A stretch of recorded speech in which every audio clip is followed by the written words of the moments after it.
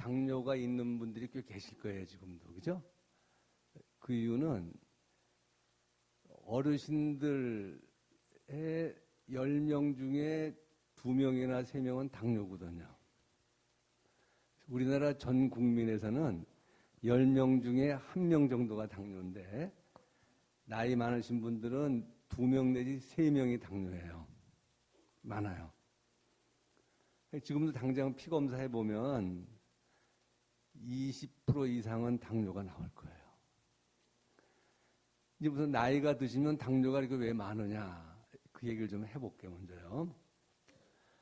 우선 나이가 드는 것 자체 가지고 몸의 모든 기능이 다 세월이 가면 늙지 않습니까? 그러니까 당뇨 관련하는 그 기관은 늙죠. 예를 들면 아침 식사 뭐 잡수고 오셨어요, 오늘? 네? 밥, 뭐 이런 거 먹었겠죠? 그 다음에 고기도 먹은 사람이 있을 거고. 우리가 음식을 먹으면 음식을 이로 잘 씹죠? 그죠? 씹어서 힘으로 섞어가지고 식도로 넘겨서 위로 들어가요.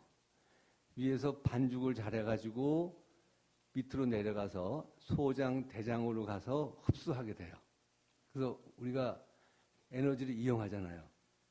한데 만약에 밥을 먹었다 그러면은 음식을 밥을 먹었으니까 밥이 소화돼가지고 내 피 속에 밥으로 떠돌아다닐 리가 없을 거고, 김치를 먹었다 그래서 김치국물이 피 속에 들어가 있지 않단 말이에요. 고기 먹었다고 고기 국물이 피 속에 들어있지는 않단 말이에요. 그러니까 우리가 음식을 먹으면 무슨 음식을 먹든지 한 가지의 성분으로 변해서 흡수가 돼서 피 속을 떠돌아요. 고기를 먹던 밥을 먹던 뭘 먹든지 간에 전부 다 한 가지 물질로 변해서 흡수가 되고 우리 피 속을 떠돌게 돼 있어요. 그 물질이 뭐냐면, 포도 먹으면 포도가 달잖아요. 포도가 포도답게 달 맛을 내는 그 성분을 포도당이라고 그래요. 포도당. 포도 속에 들어있는 당분이라고 해서. 그러니까 우리가 먹은 음식물들은 모두 다 포도당으로 변해서 흡수가 돼요. 밥을 먹던 쌀을 먹던 뭘 먹든지 간에.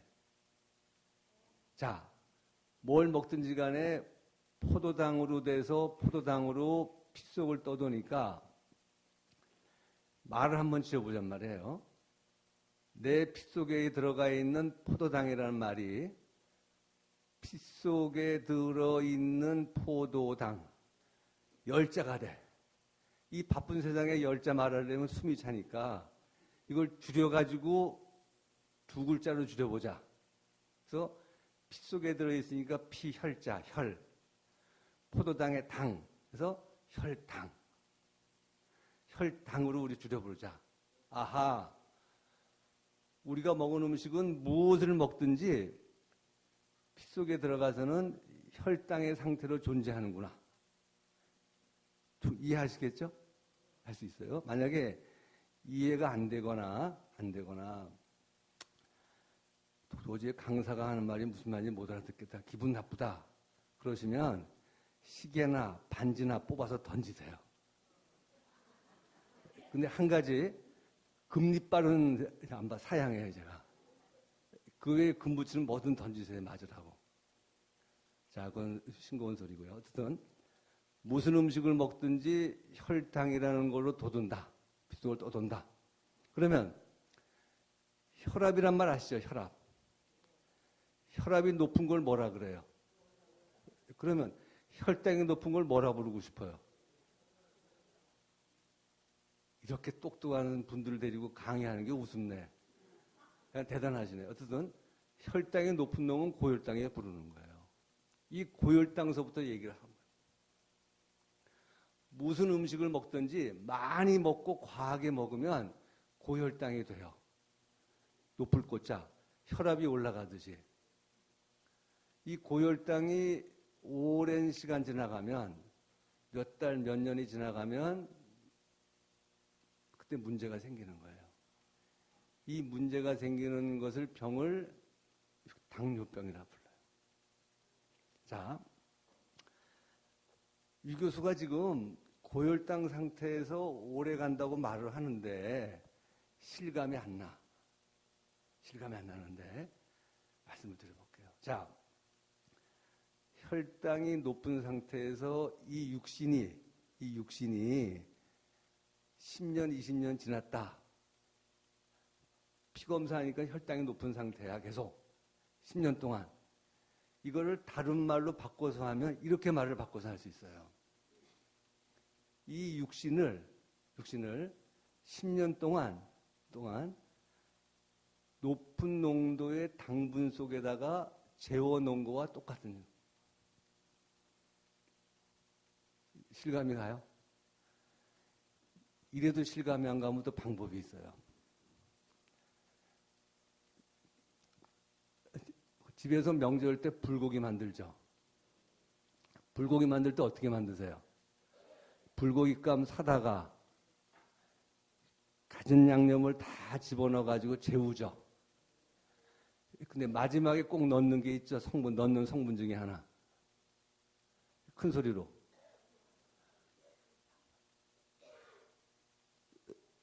그 불고기 만들 때 설탕을 왜 집어넣어요? 큰 소리로 뭐라고? 맛있으라고 또. 연하라고. 그죠? 불고기 만들 때 설탕이나 당분이 나와서 신식부부들은 설탕 대신에 사이다하고 뭐 이렇게 넣는다 그래요. 어떻든 당기가 있는 걸 넣어서 그 불고기를 만들어. 그 이유를 보니까 연하게 하기 위해서 만드는 거예요. 바로 거기 있어요. 모든 인간의 육신, 모든 동물의 육신은 설탕기가 들어가면 연해져.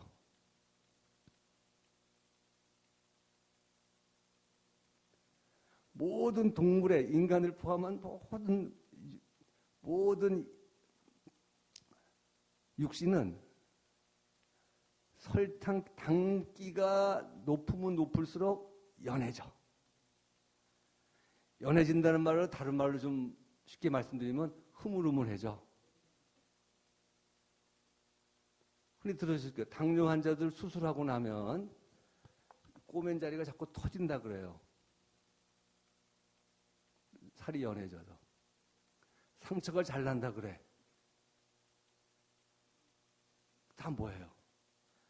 육신을 정상보다 높은 농도의 당기에다가 10년, 20년 재워놓으니까 이게 흐물흐물해져가지고 문제. 이제 실감이 가세요? 역시 먹는 얘기를 해야 되는구나. 불고기 얘기를 해. 먹는 얘기.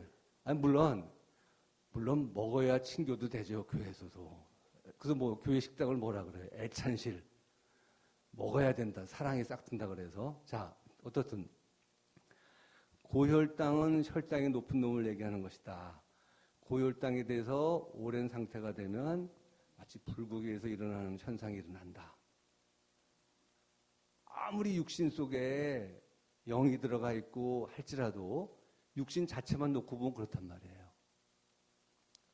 자, 그러면 혈당이 높으면은 어떤 일이 일어날까를 이야기를 나누면 당뇨에 대해서 이해가 빨라져요. 왜냐하면 오늘 제목이 아까 사회 보신 어르신께서 이해와 관리니까 이해 설명하고 관리 설명하면 제가 강사를 받을 수 있잖아요, 오늘. 그죠? 혈당이 높으면, 그러면 얼마나 높은가 좀 구체적으로 말씀드리면, 저녁 먹고 또 강의 잘한다고 저렇게 축가까지 보내주시고, 이게 고마울 수가 없어요. 정말 주는 기회 정말 많이 주시네요. 그렇습니다. 혈당이 높다는 거는 저녁 먹고 그 다음날 아침에 일어나서 그때까지 물 정도만 먹고 그걸 굶은 상태죠. 이 상태에서 피를 뽑아. 그걸 공복혈당을 뽑아서 100 미만이면 정상이에요. 100 미만. 100 미만. 이게 만약에 126 이상이다. 126이 넘는다. 그러면 당뇨라 그래요. 공복을. 근데 이렇게 얘기하면 100인이 126이란 말이 어려워. 그죠? 숫자가 들으면 어렵잖아요. 그죠? 그러니까 100이나 126은 무슨 말이냐면 내 피를 100cc를 뽑아. 100cc면 맥주 글라스로 반 글라스 돼요. 맥주 반 컵을 뽑아서 바짝 졸여. 바짝 졸이든지 말려. 햇볕에. 그래가지고 밑에 깽이가 나오죠. 깽이. 앙금을 긁어서 그 앙금 속에 포도당이 몇 미리그램 들어있나 무게를 달아보니까 100mg 들어있어. 어떤 사람 피 검사할 때 250이면 250mg이 들어있다 이런 얘기예요. 피 속에 들어있는 당분의 무게를 얘기하는 거니까 이것이 100 미만이면 정상이고 126소부터 당뇨라고 그런단 말이에요. 근데 예를 들어서 내가 피 검사했더니 만약에 200이 나왔다. 200이 나왔다는 것은 126번 높으니까 당뇨잖아요. 그죠? 그런데 126소부터 당뇨니까 126소부터 126, 127, 128 쭉 올라가요. 근데 우리 육신을 처음에 하나님이 지으실 때 어떻게 지으셨냐면 약간 높다 그래가지고 문제가 있지는 않아. 근데 증상도 없어요. 하다가 126, 127, 128 쭉쭉 올라가고서 한 200쯤 되면 이때는 쓸모없는 것보다라고 생각을 해서 쓸모없으니까 밖으로 내보내야 되겠죠? 자꾸 내보내려고 그래요. 눈물, 콧물, 땀, 때, 여자들 질액, 남자들 정액, 대변 다 내보내요. 그런데 우리 몸에서 한꺼번에 많이 내보낼 수 있는 게 있죠? 금방 하시네. 강사가 훌륭하니까 학생들이 훌륭해요. 금방 하시네. 소변을 내보내요. 그리고 여기서 한번 우리 생각해 봅시다. 피 속에 있는 당분을 혈당이라 그랬으면 소변 속에 나오는 당은 뭐라고 부르고 싶어요? 그것도 말이 되네.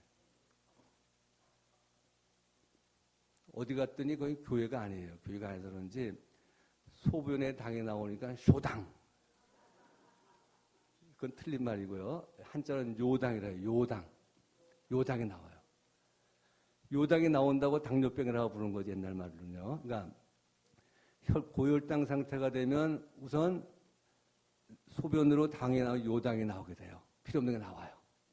자, 소변으로 필요 없는 걸 자꾸 내보내려니까 소변을 자주 봐요? 자주 안 봐요? 봐야 돼요. 소변을 자주 보니까 여러 번 보니까 한자 말로 마늘 따자 다뇨. 마늘 따자 다뇨.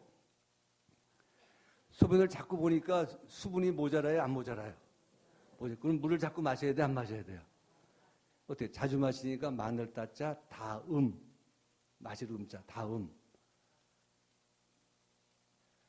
소변이 나가는데 물만 나가는 게 아니라 먹은 에너지가 이용되지 않고 당분으로 빠져나가니까 배가 고파요? 안 고파요?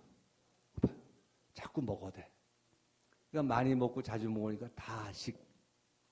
그래서 소변을 많이 보는 다뇨. 많이 마시고 자주 마시는 다음. 많이 먹고 자주 먹는 다식.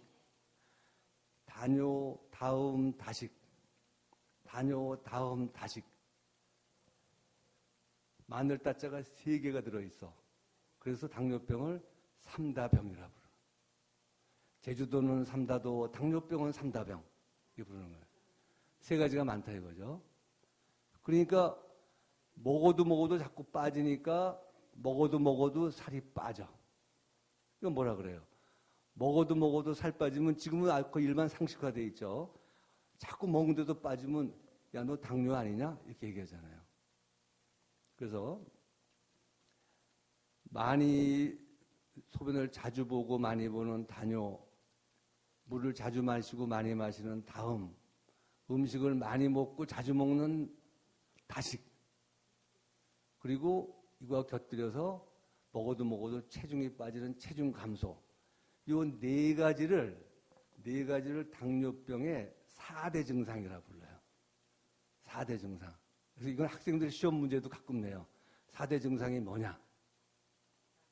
네. 근데 문제는 4대 증상이 있으면 의사도 편해. 딱 진단을 붙일 수가 있는데, 나이 드신 분들 경우에 이렇게 100명을 모아놓고, 100명, 당뇨 있는 노인분들 100명을 모아놓고, 처음에 어떻게 당뇨인 줄 아셨슈? 이렇게 물어보면, 20명 정도는 억울한 표정을 지으면서 우연히 검사했더니, 친구가 하는 병원에 가서 우연히 해봤더니, 교회에서 하는 행사에서 가서 해봤더니, 우연히 발견되는 사람들이 100명 중에 20명이 넘어요. 무슨 말이냐? 아무 증상이 없는데 피검사를 해야지만 발견이 되는 사람이 20%란 말이에요. 이걸 뭐라고 부르냐면 우리가 무증상 당뇨라 불러요. 증상이 없다. 분명히 당뇨가 있으면 3다 증상이 있던 체중 감소가 있던 아니면 최소한도 피곤하고 어리어리한 게 있어야 되는데 없어. 건강해. 근데 검사해보면 고혈당이 발견된단 말이에요. 그래서 모든 신체 검사, 직장 검사, 또 보건소에 가면은 반드시 혈당 검사를 필요하잖아요. 그 이유는 증상이 없는데도 당뇨가 있을 확률이 있기 때문에 꼭 해보는 거예요. 자, 강의 서로 들으려고 싸우지 마시고요. 그냥 편해 들으시죠. 네. 자, 좋습니다. 지금까지 말씀드린 게 고혈당 말씀드렸고, 고혈당에 의해서 오는 살이 좀 물러지고 연해지는 얘기 드렸고, 그때 불고기 얘기 드렸죠? 그 다음에 혈당이 높았을 때, 당뇨가 있을 때 오는 증상을 말씀드렸어요. 근데 한 가지 걱정이 있어요, 제가 지금. 이렇게 기껏 1시간 얘기하고 나서 집에 가서 자손들이 물어봐요. 오늘 가서 무슨 얘기 들었어? 생각나는 게 그거밖에 없어요. 불고기 만드는 법 배웠다. 그 불고기는 비유를 든 겁니다. 인간의 육신을 어떻게 불고기에 비유하겠어요? 그러나 이해를 돕기 위해서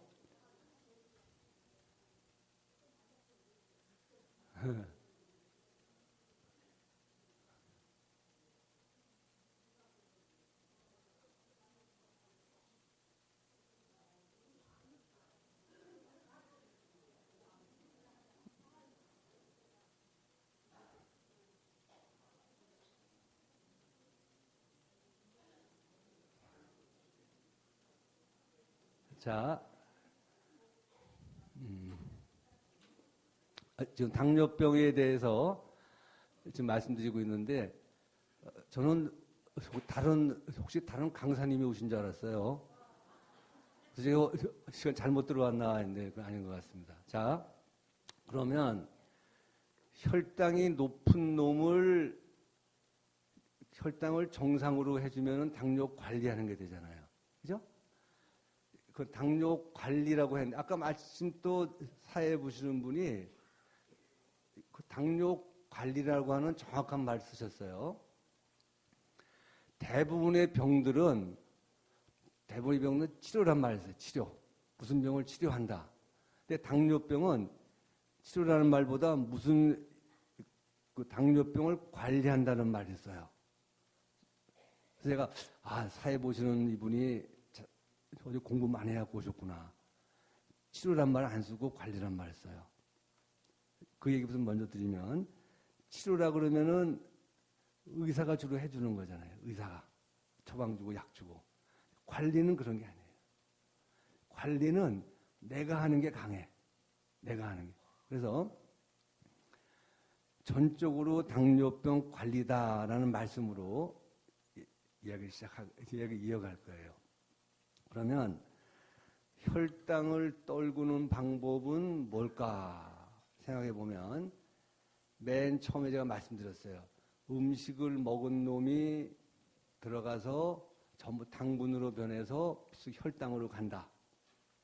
이 혈당으로 가 있다가 필요로 한 곳으로 가서 에너지를 이용을 돼. 만약에 축구를 한다. 축구하면 다리 쪽으로 많은 당분이 가서 이 다리를 이루고 있는 근육과 이런 곳에 가서 에너지를 이용을 돼. 만약에 저처럼 이제 강의를 열심히 하고 있다. 그러면 여기로, 다 여기하고 머리로 잔뜩 포장이 몰려 있을 거예요. 지금 검사해 보면요. 그래가지고 여기를 이루고 있는 조직들에서 세포들 속으로 들어가서 다 이용이 되고 있어요. 지금. 열심히 필기하시는 분은 많은 양의 포장돼 좀 손끝으로 와서 열심히 쓰고 있을 거예요. 이것처럼 혈당으로 있는 상태에 있다가 에너지로 쓰이는 곳으로 가서 이용이 되는 것이 우리 몸의 구조인데 에너지로 쓰이는데 그냥 공짜로 쓰이는 게 아니에요. 예를 들면 옛날에 아궁이, 지금은 아궁이 안 쓰시잖아요. 그러니까 나이 드신 분은 아궁이 아실 거예요. 아궁이에다가 불 낼 때 아궁이가 있으면 부엌에다가 나무 드러난다고 불이 붙나요? 부엌에 드러난 나무를 아궁이 속으로 집어 넣어줘야죠. 그죠? 똑같아요. 우리 몸도. 혈당이 만약에 다리 축구 선수면 다리 근육으로 왔어. 온다고 되는 게 아니야. 그 포도당을, 그 혈당을 다리 근육 속으로 집어 넣어줘야 돼요. 이 넣어주는 역할을 하는 게 있어. 하나 비유를 더 들면, 제가 교통카드가 여기 있어요. 교통카드. 이 교통카드를 가지고 버스 타고 지하철 타는 걸 예를 들면, 지하철 탈 때 내가 돈이 많으니까 오늘은 10억짜리 수표를 한번 내볼까? 10억짜리 수표 낸다고 열려요? 안 열려요? 안 열려요. 반드시 지하철 티켓이 있어야만 들어가. 물론 늘 타다 보면은 간혹 가다 한두 분쯤 되는 아주머니들은 살짝 밑으로 들어가는 사람도 있어요. 봤어요, 제가. 근데 그런 분들 빼고는 대부분 다 찍고 들어가요. 근데 반드시 지하철 티켓이 있어야만 들어가요. 똑같이 혈당이 에너지로 이용되고 또 축구선수가 다리에서 볼을 잘 차려면 근육으로 넣어주는 물질, 그 티켓이 있어야 돼요. 이 티켓의 이름을 제가 지금 소개시켜 드릴 거예요. 그 티켓의 이름이 뭐냐면은 인슐린이에요. 인슐린. 인슐린. 뭐라고요? 인슐린. 인슐린 영어예요. 영어. 인슐린은 물질이 있어야만 에너지를 이용을 돼요. 그러니까 아무리 밥을 많이 먹어서 아무리 혈당이 많을지라도 인슐린이 없으면 이용이 안 돼. 마치 지하철에 사람들은 많이 모이는데 티켓 가진 사람이 하나도 없어. 그럼 지하철이 난리가 나겠지, 앞에 가요? 이거 똑같은 현상이 일어나게 돼요. 그러면 혈당을 낮추는 방법을 한번 생각해 보면 제일 쉬운 방법이 있긴 하네요. 안 먹으면 되네.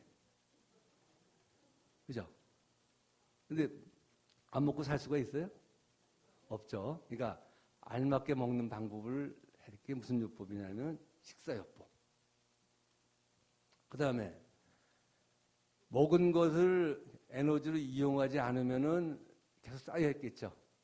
에너지를 이용하는 방법이 뭐예요? 운동요법이란 거예요.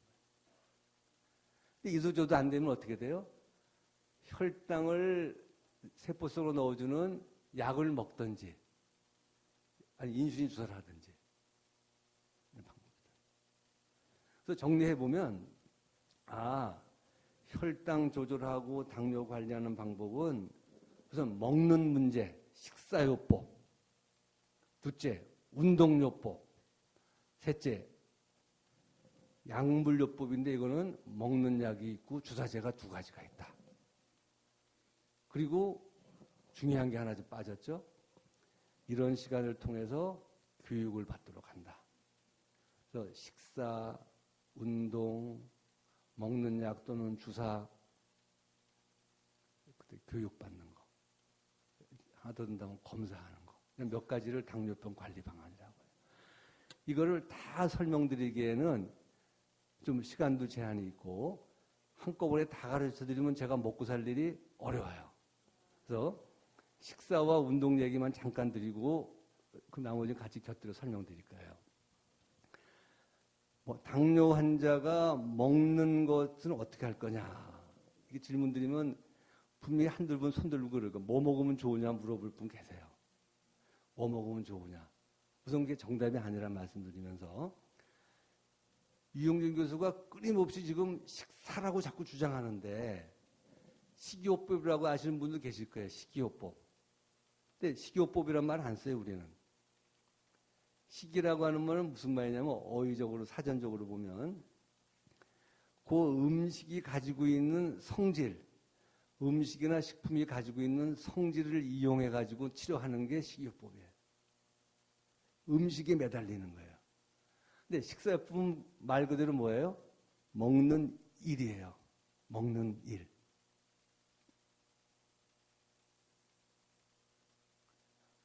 어떻게 먹느냐는 문제란 말이에요. 무엇을 먹느냐가 아니란 말이죠. 여기까지만 하고 좀 가도 돼요. 무엇을 먹느냐고 생각하면 그건 이미 식사요법이 아니에요. 엉터리예요. 무엇을 먹느냐는 내가 사는 형편에 따라 달라요.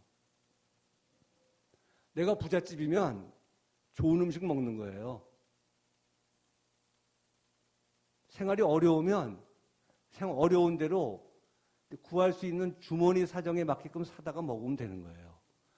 미국 사람은 빵 먹어요. 와, 당뇨 조절 잘해, 그 사람들도. 저 산골에 사는 사람은 산에서 나는 음식 먹는 거예요. 예를 들어서 저 강원도 산에 사는 사람이 저한테 왔는데 생선 매일 잡수시라고. 생선 매일 잡수시라고. 말은 쉽지. 그 말하는 의사가 그 환자한테 해변가로 이사갈 이사비 줘야 돼.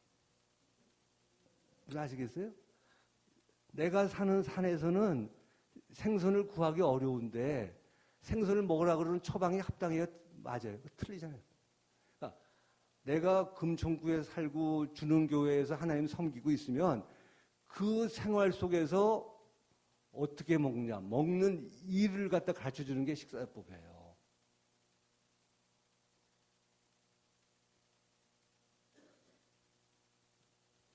희한한 음식을 찾아서 그거는 천정관계. 어느 교과서, 어느 학자도 그렇게 얘기를 하지 않아요. 내가 구할 수 있는 걸 어떻게 구하는 거예요?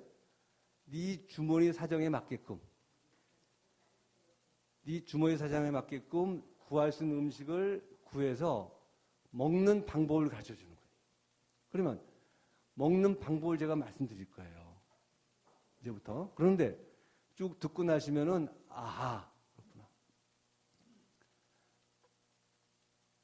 음식을 과하게 많이 먹는 걸 뭐라 그래요? 과식이 좋아요, 안 좋아요?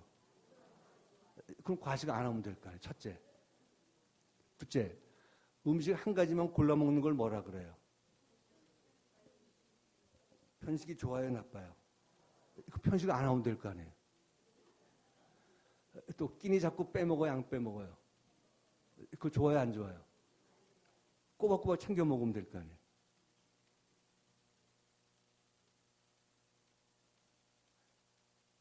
알맞게 먹고 골고루 먹고 식사 시간마다 제때에 먹고 알맞게 골고루 제때 알맞게 골고루 제때 뭐라고요? 알맞게 골고루 제때 뭐라고요? 알맞게 골고루 제때 이거 외에 딴 얘기하는 사람들은 엉터리 의사예요.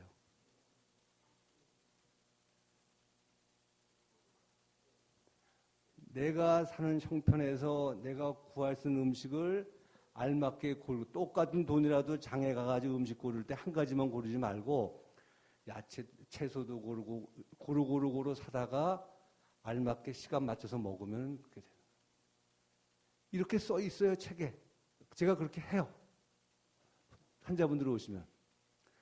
맨 처음 물어보는 게 이거예요. 대부분 환자들 오셔서 쌀밥이 좋아요, 보리밥이 좋아요, 현미밥이 좋아요. 그 제가 물어봐요. 세 개 중에 뭐 좋아하냐고. 그걸 좋아한다. 그걸 그거 드시라고. 그럼 반은 화를 내. 무슨 당뇨 전문이라는 사람이 내가 좋아하는 걸 무조건 먹으라 그러니까. 그러나 그게 정답이에요. 하루 이틀로 끝날 일이라면 제가 골라주겠어. 근데 앞으로 10년, 20년 오래 하셔야, 당뇨 오래 관리하잖아요. 그죠? 특히 70년, 80년, 60년 습관된 식사 습관이 하루아침에 바뀔 것 같아요? 안 바뀔 것 같아요? 안 바뀌어요. 오래된 내 식사 습관을 어느 날 갑자기 당뇨가 생긴다고 그러고 당뇨 예방하라고 그러고 바꾸라고 그러는 걸 전 동의하지 않습니다. 되지도 않고 의사 앞에서는 네 그러고 나가면서 돌아가면서 자식 뭣도 모르는 의사구나 이러구나. 아마 공감하실 거예요. 그러니까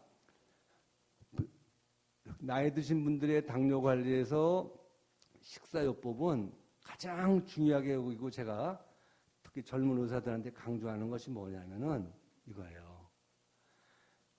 그분이 살아온 식사 습관이나 인생을 철저히 존중하지 않으면 안 돼. 내가 먹어온 방식이 있잖아요. 이걸 하루아침에 바꾸는 건 쉽지가 않아요. 내 마음대로 됩니까? 자손들이 있는데 어려워요. 그러나 알맞게 골고루 제때 먹는 것은 충분히 가능해요. 내가 알맞게 골라 먹으면 되는 거고 시간 맞춰 먹으면 되는 거고. 그죠? 그래서 특정 식품이나 희한한 식품에 매달리는 것은 그건 빵점짜리 식사요법이다. 당뇨 식사요법의 알파이며 오메가는 알맞게 골고루 제때의 이상도 이하도 아니고 그 외에 다른 소리 하는 사람은 두 가지 중에 한 사람이에요. 아무것도 모르는 친구든지 아니면 그렇게 말을 해가지고 2차적으로 이득이 생길 사람. 이 두 사람 외에는 그렇게 말 안 합니다. 철저히 내가 구할 수 있는 산골에 사는 사람은 산골에 사는 대로, 저기 해변가에 사는 해변가에 사는 대로 사는 곳에서 하는 거. 예를 들어서 보세요. 제가 금천구에서 생활하면서 애들 가르치고 대학 보내고 시집 보내고 장가 보내는데 내가 당뇨 걸렸으니까 다 때려치고 먹는 거에 다 돈 쏟고 이게 가능해요? 불가능해요? 되지가 않는 거예요. 철저히 당뇨 관리에서 핵심은 무엇이냐면 현재 내가 살고 있는 위치에서 어떻게 해나갈 것인가 하는 것을 보세요. 내가 살고 있고 살아온 삶을 완전히 다른 방향으로 바꾼다. 이렇게 하는 곳은 딱 하나 있어요. 하나님 따라가는 건 그렇게 해야 돼. 그 외에는 그렇게 할 수도 없어. 그래서 당뇨에서 식사를 건강하게 하는 방식은 알맞게 골고루 제때에다. 그때 알맞게 계산도 해주지만 물론 세 가지예요. 그런데 이렇게 세 가지만 말하면 유영준 교수가 아니에요. 유영준 교수를 주능교회에서 부른 이유를 저는 알고 있어요. 여기다 하나 더 얘기하라고 부른 걸 알고 있어요. 세 가지는 어느 강사든지 다 얘기해. 다 얘기해, 그거는 뭐. 조그만 책에다 써 있으니까. 마지막 요 네 번째가 중요해요. 이건 돈도 하나도 안 들어. 교회 다니시는 분들 믿음도 좋아져. 이렇게 하면.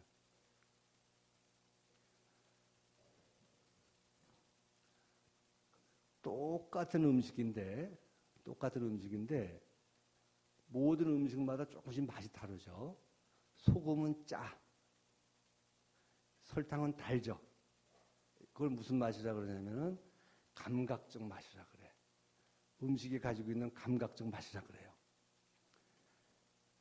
그런데 소금은 고혈압 환자한테 좋아요, 나빠요? 나쁘죠? 소금은 귀한 거지만 의학적으로는 맛이 없는 거예요. 그것을 의학적 맛이라고 그래요. 의학적 맛.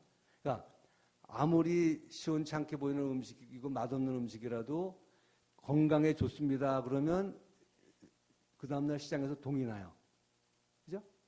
그거 희한하잖아요. 그럼 제 어릴 때만 해도 보리밥은 이제 안 먹었습니다. 자꾸 방귀 나온다 그래요. 배 아프고. 근데 지금 보리밥이 건강에 좋다니까 엄청들 먹죠. 음식이 가지고 있는 의학적으로 좋다 그러면 맛있어 보이는 거예요. 요거 말고 한 가지 맛이 더 있는데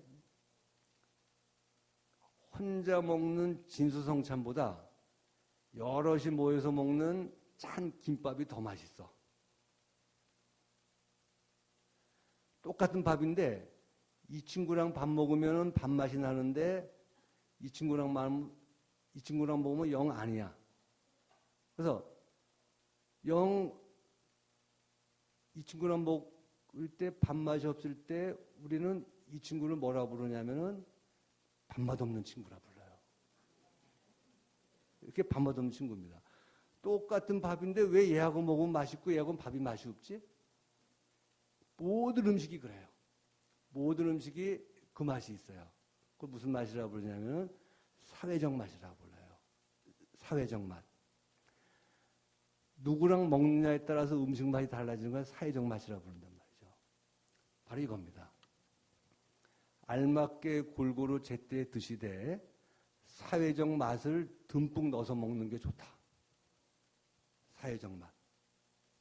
그래서 제가 처음에 병원에 당뇨로 오셔가지고 진단 붙고 식사요법 설명할 때 꼭 보태는 말이 있어요. 할아버지, 할머니, 손녀가 아침 일찍이 할아버지 조반 드세요라고 부르면, 소리치면 총알처럼 튀어나가서 같이 먹으라 그래요. 혼자 먹는 아침보다 식구들 같이 먹는 맛이 좋아요. 그게 바로 사회적 맛이에요. 이건 돈이 안 들어. 그래서 알맞게 드시고 골고루 드시고 제때 드시면서 가능하면 사회적 맛이 듬뿍 넣어서 먹는 것이 식사요법에 좋다. 이 사회적 맛을 넣는 것은 일체 비용이 들지가 않아요. 비용이 안 들고 특히 이런 교회라든가 이런 모임체에서는 그런 기회가 많잖아요. 그렇죠? 똑같은 밥인데도 맛있게 느껴져서 당뇨에서 식사요법이라고 하는 것은 알맞게 골고루 제때 먹으면서 가능하면 사회적 맛을 돕기 위해서 오손도손 먹는 게 좋겠다. 정리하면 알맞게 또 골고루 제때 그리고 오손도손 요 네 가지 글자가 전적으로 당뇨병에서 식사요법의 모든 것이다. 특정 음식을 먹는 것도 아니고 특별한 일을 하는 것도 아니고 내가 해왔던 몇십 년간의 습관을 그렇게 좀 다듬어 가면 되는 것이 식사요법이다. 그럴듯하죠? 그죠? 네, 한번 들으실만 하죠, 내용이? 네. 그래서 식사요법 끝내고, 그 다음에 운동요법을 말씀드릴 거예요. 당뇨에서 운동을 하라 그래요. 평생 나는 식사하고 뒤비지는 게 일인데, 한 70년 동안 그냥 식사만 하면 뒤비져 잤는데, 당뇨가 있다고 내일 아침부터 나가 뛰라는 거예요. 잘 가능해요? 가능찮아요? 가능하지 않죠. 똑같습니다. 먹는 일과 똑같이 육신을 쓰는 일도 내가 살아온 인생이 철저히 존중되지 않으면 아무 의미가 없어요. 하지도 않아. 아무리 의사가 하려도 하지도 않고 하다가 사고만 나. 몇십 년 동안 가만히 있다가 벼랑 움직이니 이게 고장이 나겠어요? 안 나겠어요? 나죠. 그래서 당뇨가 있으면서 좀 세월이 좀 쌓이신 분들 경우에는 운동이란 말을 저는 굉장히 조심스럽게 해요. 이렇게 물어봐요. 운동 좋아하시냐고, 운동 해오셨냐고. 그러면 계속 하시라고. 운동 해오셨냐고. 한 번도 한 적 없다고. 내일부터 해야 되는 거냐고. 그럼 저는 하지 말라 그래요. 운동하지 마시라고. 운동하다가 그 다음날 텔레비에 꼭 나와. 구급차 나오고 꼭 나옵니다. 자, 무슨 얘기냐 하면 운동을 해온 사람하고 안 해온 사람 차이. 왜 말씀드리냐면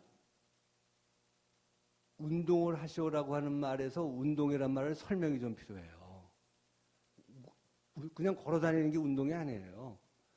진정한 의미의 운동이 되려면 세 가지 현상이 나와야 운동한 거예요. 이 정도는 해야지 운동이 한 거예요. 우선 숨이 가빠야 돼. 숨이 안 가쁘면 운동한 거 아니에요, 그거는요. 숨이 가쁜데 옆 사람하고 인사할 정도는 돼야 돼. 막 뛰면서도.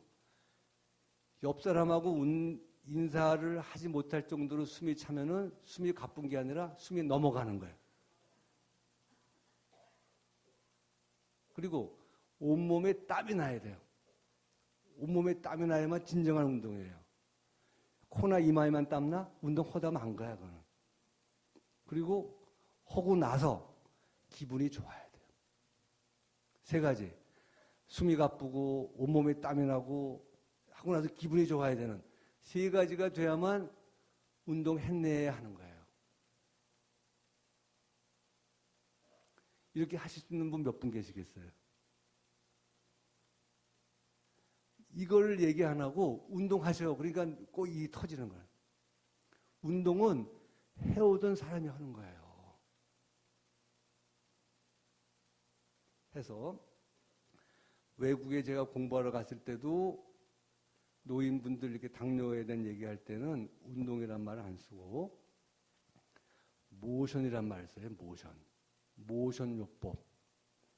우리말은 동작요법이죠. 육신을 가만히 있지 말고 자꾸 움직이라는 거예요. 이렇게 움직이고 애들 시키지 말고 자꾸 움직이라는 거예요. 즉 뛰고 달리고 숨차고 이럴 때까지 하는 경우는 많이 없으니까 그럴 분들은 오히려 더 많은 분들은 육신을 자꾸 움직이는 동작을 통해서 모션을 통해서 생기를 얻는다고 하는 뜻이죠. 좀 더 설명을 드리면 왜 당뇨병에서 왜 운동을 하라고 그러냐면 운동을 하면 혈당이 떨어진다고 그래서 하는 거예요. 근데 혈당을 조절하고 내릴 정도의 운동을 하려면 아까 말씀드린 대로 세 가지가 나오는 유산소 운동을 해야 내려가요. 그죠? 그건 아니니까 혈당 떨구는 것은 식사라든지 그다음 약이라든가 이런 것에 이용해서 하는 것이고 운동을 별로 좋아하지 않고 운동에 취미가 없는 분들은 진정한 의미의 운동은 아니에요. 아니고 자꾸 움직여줘라. 예를 들면 이런 거예요. 70년, 80년 동안 팔을 한 번도 안 들어봤어. 옛날 초등학교 때 벌쓸 때 외에는 처음 들어보는 거야, 오늘 팔을 들면서 이런 생각을 하는 거예요. 어라, 내 팔이 올라가네. 이렇게 구부려 보면서 어라, 내 허리가 움직여지네. 이거를 매일 확인하시란 말이에요. 매일 확인하시란. 혈당을 떨굴 정도로 막 뛰고 달리고 하지 말고 그건 의미가 없고 할 수도 없는 거고 내 육신이 그도 주어진 만큼은 움직이고 있고 애들 말로 살아있네를 확인하는 과정으로서 이해하는. 그래서 처음 말씀드린 것처럼 운동해도 좋습니까? 라고 물어보면 여러 가지 단서가 붙는다. 운동을 좋아했냐 어떠냐 물어보고 심장 검사도 하고 폐 검사도 하고 발 검사도 해서 하는 것이지 운동을 덜컥 하는 것이 아니다. 자, 지금 식사와 운동, 당뇨 관리에 대해서 생활에 관한 걸 두 가지 말씀을 드렸어요. 식사, 운동. 좀 남은 시간은 약물 얘기 조금 해야 될 것 같아요. 저기 예, 해남에 사시는 분이 전화가 왔어요. 와서 박사님 그래요. 왜요? 혈당 검사했더니 혈당이 350이다 그러는데 무슨 약 먹으면 좋아요? 그래요. 무조건. 무슨 약 먹으면 좋으냐고. 그러니까 그분 생각에는 당뇨가 있으면 약을 먹는가 보다. 그런 얘기 많이 들으니까. 그럼 제가 뭐라고 응대를 하냐면 네 알겠습니다. 그러면서 이제 좀 물어봐요. 나이, 성별, 또 당뇨가 몇 년 됐나, 혈당이 얼마나 높은가, 식사 이런 거 시키면 말 잘 들을까 안 들을까, 운동 다 한 10분 이상 물어봐요. 그러고 나서 약이 필요한지 안 필요한지 결정을 해줘요. 자, 무슨 얘기냐면 우리가 당뇨에서 쓰고 있는 약들은 크게 두 가지예요. 하나는 아까 말씀드린 인슐린을 많이 만들어내는 약이 있고, 하나는 이미 나와 있는 인슐린이 작용을 도와주는 약이 있어요. 이 두 가지도 이렇게 봐서는 모를 수가 있어요. 피 검사를 해봐야 알아요. 그런데 어떤 약을 쓸 것인가에 대해서는 철저히 당뇨병 하는 선생님의 지식과 경험이 판단이 되는 것이지, 당뇨병이면은 무조건 뭐 약이다, 아니다, 이런 판단은 틀린다는 얘기예요. 식사와 모션요법을 기본으로 하면서 약을 쓸 건가 말 건가는 철저히 전문의의 도움이 필요하다. 그러나 분명히 말씀드릴 수 있는 것은 먹는 약을 쓰느냐 주사제를 쓰느냐, 이거는 일반적인 지식으로는 판단이 어렵다는 거예요. 예를 들면 이런 거예요. 내가 시집가서 큰애기 낳고 나서 친정엄마처럼 자꾸 살이 찌더니 혈당이 올라가 당뇨가 됐어. 그때 병원에 갔더니 선생님이 당뇨 약을 좀 먹으라, 먹는 약을 먹으라 그래요. 먹는 약을 먹었는데 그 둘째 애가 들어섰어요. 근데 선생님 말씀이 먹는 약은 애기한테 해로울 수 있으니까 애기 낳을 때까지는 먹는 약을 쉬고 인슐린 주사를 맞으라 그래. 인슐린 주사는 애기한테 해롭지가 않아요. 자, 똑같은 난데 애기를 가질 때하고 애기를 갖지 않을 때가 치료가 달라져. 애기를 가지고 있을 때는 주사를 맞고 애기 낳게 되면 먹는 약으로 또 돌아가요. 바로 이거예요. 먹는 약을 쓰느냐 주사제를 쓰느냐는 그때의 상황에 따라 다른 것이지, 내가 당뇨니까 이렇다 이건 아니라는 얘기죠. 그래서 먹는 약이든 주사든 간에 그것은 철저히 현재의 의학적인 상태에 따라 구분하는 거니까 본인들이 판단할 수 있는 것은 아니다. 이렇게 설명을 드리고 싶어요. 자, 이제 시간대 정리를 하겠습니다. 당뇨병의 이해라는 데서는 고혈당이라는 말씀 드렸어요.